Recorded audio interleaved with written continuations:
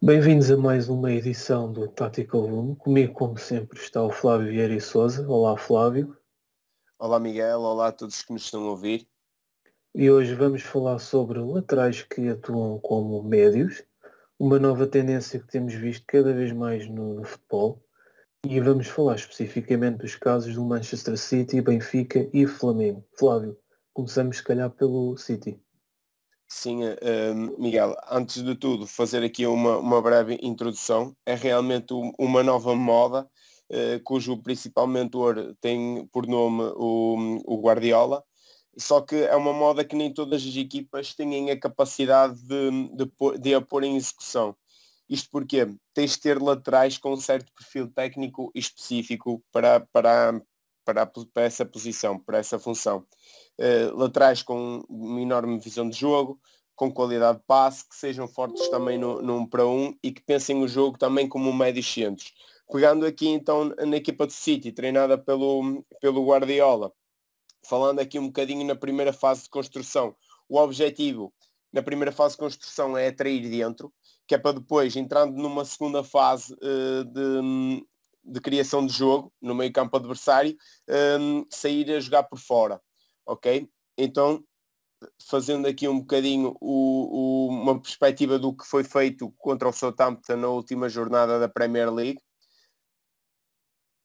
Neste caso, o Fernandinho assume aqui o vértice à frente dos dois centrais. O Gundogan assume uma posição mais à frente junto de Bernardo Silva, enquanto que o Walker e o Cancelo formam um triângulo de meio campo junto do Fernandinho para sair a jogar.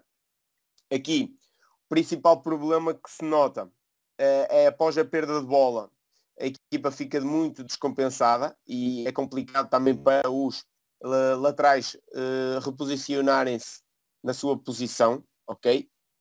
Sendo que há aqui uma enorme importância tanto dos dois centrais para poder fazer isto e aqui dobrar, o lateral poder dobrar e assumir o lugar de central, ok?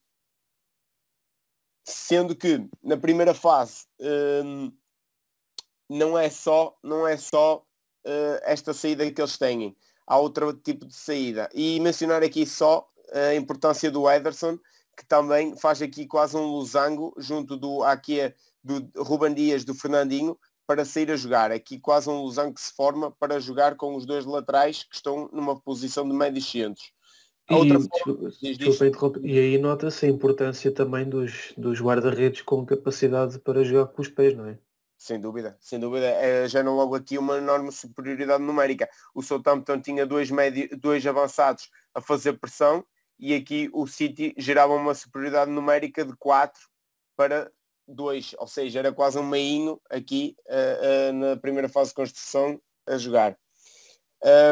E tem outra saída, que o Ederson não entra tanto, o Ruben Dias vai assumir aqui uma função mais central. O Walker assume aqui uma posição de terceiro defesa central e saem a jogar com dois médios centros. Neste caso, o Cancelo coloca-se nesta posição junto do Fernandinho e sai a jogar.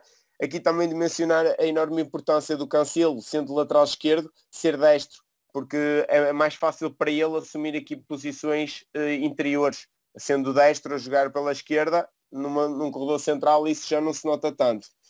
Depois, entrando na segunda fase de criação de jogo, aí já muda tudo, porque aqui pede-se a largura ao jogo, e aqui o Walker e o Cancelo já assumem as suas posições de base e envolvem-se e dão largura ao jogo e envolvem-se no processo ofensivo.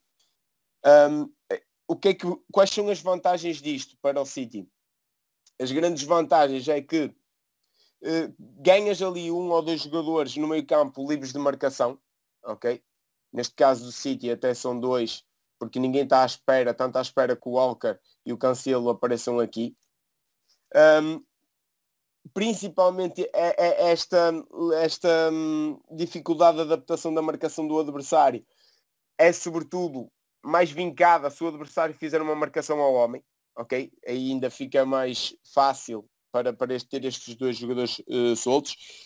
E há uma enorme imprevisibilidade no jogo do City, porque tu tanto não sabes se eles se os dois laterais vão aparecer em zonas interiores ou se vão estar a dar largura ao jogo. Na segunda parte, por exemplo, do City, já não saiu desta maneira e os laterais saíram numa linha A4, ok? A dar largura. Ou seja, o adversário nunca sabe com o que pode contar nesta primeira fase de construção do jogo. Muito bem. Sim, o City mostra claramente uma enorme variabilidade no seu jogo. Não, acabou por não correr tão bem o resultado, mas Guardiola é um treinador que apresenta sempre várias soluções, não é? Só de mencionar outra coisa, Miguel. Se também verificarmos aqui outra situação, principalmente aqui quando sem a jogar nesta situação, temos que ver quantos jogadores temos no meio campo adversário. Temos o Grealish, o Gundogan, o Bernardo Silva, o Gabriel Jesus e Sterling. São 5 homens em meio campo adversário e todos eles criativos. Ou seja, também soltas estes 5 homens para poderem fazer a diferença no ataque. Sim, são muitos jogadores que o City coloca a ter impacto no último terço. Sim, e só com uma simples mudança ou 2 simples mudanças dos laterais envolverem-se por dentro. Claro. É incrível como muda tudo no processo da equipe. Passando agora para o Benfica, certo? Certo, Miguel? E o que é que temos aqui? Aqui temos a posição do Serbi, extremo esquerdo, e temos a posição de Grimaldo, lateral esquerdo. Primeiramente eu quero mencionar, e isto foi mais viu-se com Jorge Jesus, muitas vezes quando o Serbi jogava, mas também sobretudo até com Bruno Lage. Notava-se, tem que haver aqui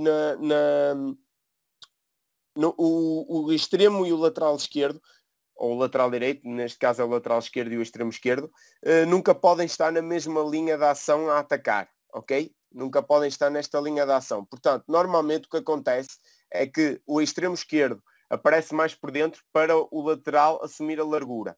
Sendo que na época de Bruno Lage, o que é que se via? Era ao contrário.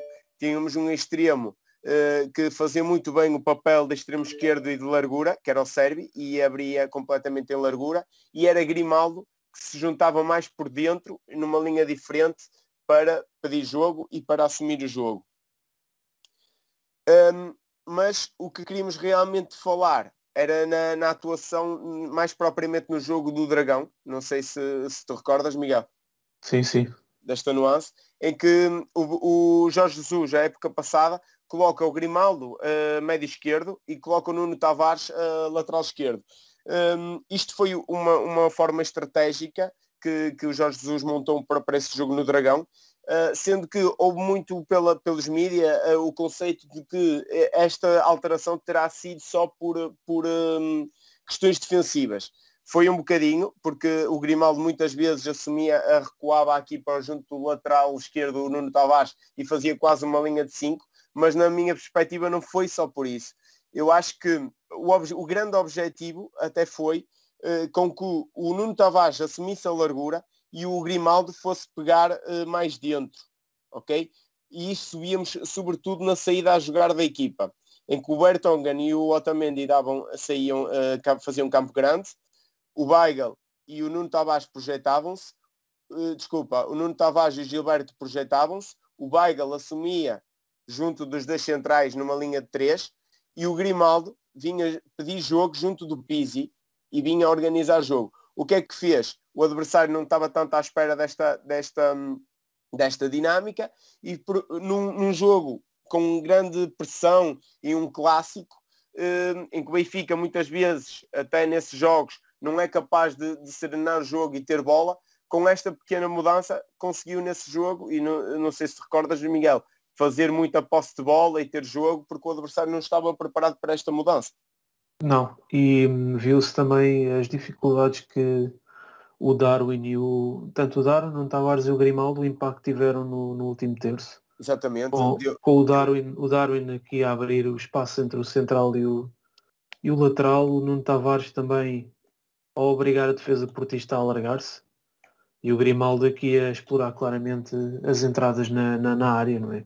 Exatamente, aqui o Nuno Tavares até cruzou para o Seferovic deu e o Grimaldo finalizou. Exatamente. Portanto, uma alteração que que resultou num golo, deve ter sido isto deve ter sido treinado até a exaustão durante a semana. Sim, e o Jesus foi muito inteligente porque aproveitou o facto também do Grimaldo jogar muito bem em zonas interiores, e na sua formação no Barcelona ele era médio centro. Ele atuou muitas Sim, vezes como médio sim, sim, centro. sim, sim. Muitas vezes sim. Ele era E quase um organizador de jogo na formação. sim, sim. E nós até estávamos a falar em off, também não percebemos tanto o porquê do Grimaldo não poder aproveitar mais esse Sim, corredor sim, sim. interior, essas zonas centrais. É, Sim, é algo que se fala bastante, que o Grimaldo quando chega ao Benfica, ele nos seus primeiros tempos no Benfica notava-se a forma como ele jogava, ele recebia aberto, não é? Como sempre, mas depois com bola procurava ter impacto nas zonas interiores e criava muitos desequilíbrios aos adversários, e eu acho que era aí que o Grimaldo se calhar seria valorizar muito mais como jogador. sem dúvida, muitas vezes essas variações para o corredor central até era em transporte de bola e desequilibrava e fazia Sim, sim. passos de ruptura e no último passo também muito forte. Acho que poderia ser mais Era, aproveitado. era claramente um jogador muito, muito imprevisível quando chega por causa disso mesmo, ninguém esperava. Não estão à espera, não. E as marcações são completamente iludidas, ele fica sozinho. E quando deixas Exatamente. um jogador assim pensar sozinho, é um problema. Passando então para o Flamengo.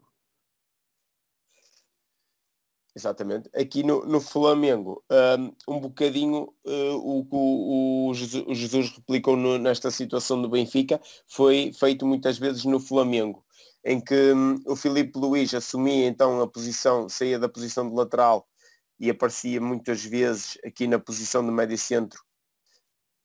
O Arão recuava numa linha de 3 junto do Pablo Mari e do Rodrigo Caio, ok? O Gerson pegava aqui junto de Filipe Luís, o Arrascaeta e o Everton também davam aqui alguma largura.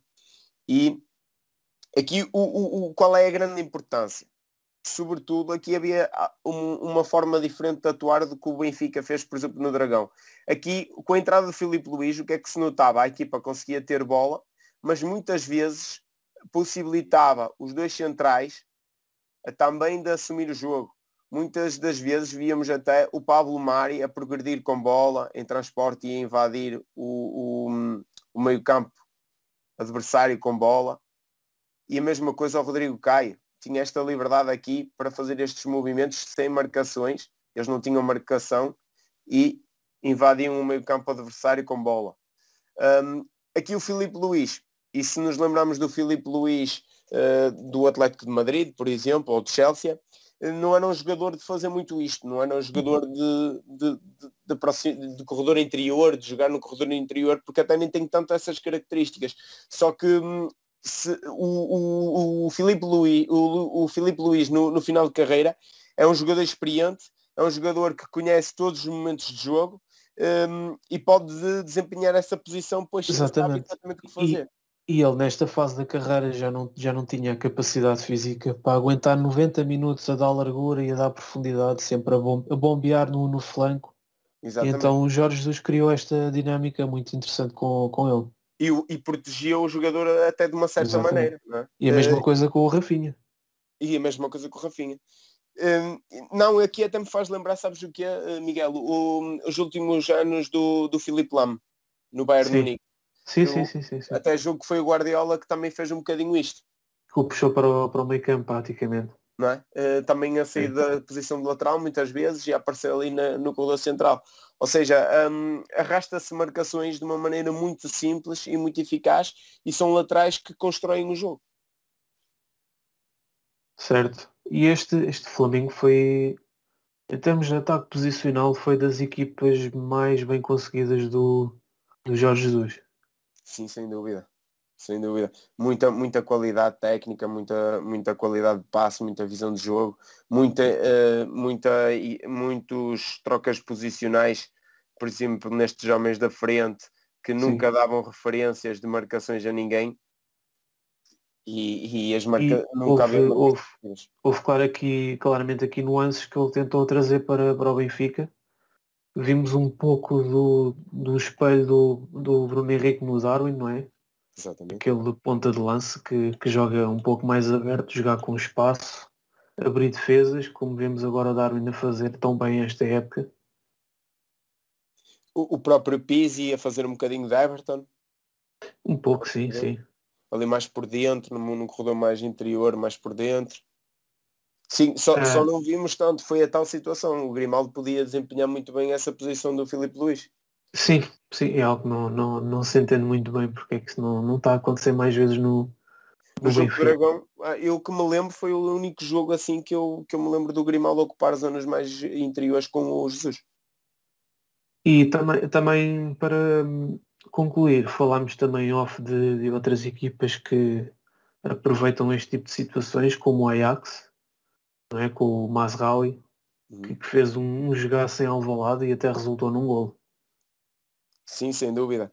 E também podemos mencionar aqui dois jogadores também que não sendo laterais são colocados nessa posição, mas a sua posição de origem é médio centro, que é o Kimmich e o Sérgio Roberto. São colocados a Também. lateral para aparecer no corredor central. Ou seja, é um lateral disfarçado, ao contrário destes que são laterais e vêm para o corredor interior disfarçarem-se de médios centros. E estes são médios centros disfarçados de laterais que vêm para o corredor central ocupar a sua posição e começar a construir e começar também em zonas de criação e de finalização aparecerem e poderem dar criatividade ao jogo.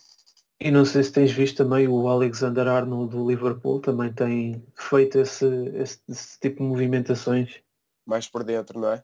Sim, Que tem uma enorme qualidade técnica e tem. tem uma enorme Uma qualidade grande visão de jogo, tem uma capacidade de passe também muito acima da média para um lateral. e muitas vezes até aparece no corredor central até embalado e em velocidade e também mesmo Sim, aí é muito complicado para travá-lo. aparece muito bem em zonas de finalização. Sim, Até sim, mesmo em situações onde aparece a finalizar ao segundo posto. sim. E também há aqui outra situação que também podemos falar um bocadinho, que é também o próprio lateral envolver-se de uma maneira em que o extremo está a dar a largura e ele é que aparece ao segundo posto em zonas de finalização, como tu Exato. mencionaste. Eu vi o Valência neste último jogo com o Real Madrid e o Sim. Thierry Correia, o português, fez vários movimentos desses. Em que também ali ao segundo posto o lateral adversário já nem sabe quem vai marcar, porque não é normal ele aparecer ali. Não, podemos também mencionar assim rápido a transformação física do Thierry Correia. Sim, sem dúvida. Está um jogador um bocadinho diferente. Ficou um bicho, não é? Ficou. De um momento para o outro ele era magricelas e tá um jogador muito forte fisicamente Aí e, está. e faz o corredor inteiro com Se uma... calhar já com isso em perspectiva mesmo. Capacidade para fazer este tipo de movimentações mais regularmente. Exatamente, exatamente. E fazer o vai e vem naquele corredor lateral todo também. Exatamente. Pronto, Flávio, era só isto. Não sei se queres dizer mais alguma coisa. Não, acho que foi tudo dito. Foi um prazer estar aqui presente em mais um Tactical Room e vamos nos encontrando por aí. Obrigado, Flávio, pela tua presença. Espero que tenham gostado e fiquem. Até à próxima. Obrigado, tudo bom?